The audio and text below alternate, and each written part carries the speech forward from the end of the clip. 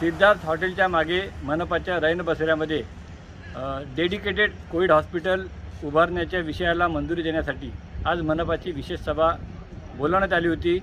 या विशेष सभेमध्ये आम्ही नगर विकास आघाडीतर्फे डेडिकेटेड कोविड हॉस्पिटलच्या उभारणीला आमचा पाठिंबा दर्शविला। माननीय महापौरांचं अभिनंदन केलं, परंतु त्याचबरोबर मनपाने ऑक्सिजन कॉन्सन्ट्रेटर विकत घ्यावे अशी सूचना आम्ही केली।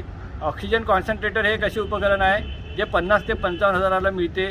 1 कोटी रुपये खर्च केले तर 200 ऑक्सिजन कॉन्सन्ट्रेटर उपलब्ध करणे शक्य आहे आणि 90 ते 95 पर्यंत ज्यांची ऑक्सिजन पातळी खाली गेलेली आहे, 90 ते 94 पर्यंत अशा रुग्णांना ऑक्सिजन कॉन्सन्ट्रेटर लावल्याने हवेतून ते ऑक्सिजन निर्मिती करते। इलेक्ट्रिकलवर चालणारे उपकरण आहे। इलेक्ट्रिक सप्लाय बंद झाला तर जनरेटरही लावता येते।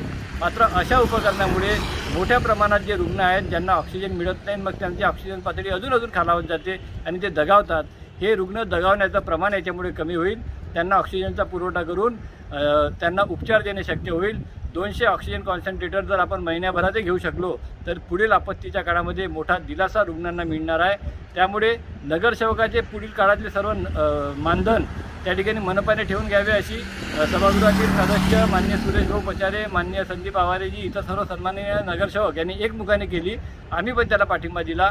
पण प्रवेशद्वार किंवा सौंदर्यीकरणासारखे जे कमी आवश्यक असलेली कामे आहे, माझ्या स्वतःच्या प्रभागातलं गजानन महाराजचं प्रवेशद्वार असेल, साईबाबा मंदिरजवळचं प्रवेशद्वार असेल, कारण गजानन महाराज किंवा संत साई महाराज यांनी आम्हाला सेवेचा मार्ग दाखवला आहे। त्या सेवेच्या मार्गाने जाऊन प्रवेशद्वार, सौंदर्यीकरण अशा कामावरचा निधी तात्पुरता रद्द करण्यात यावा।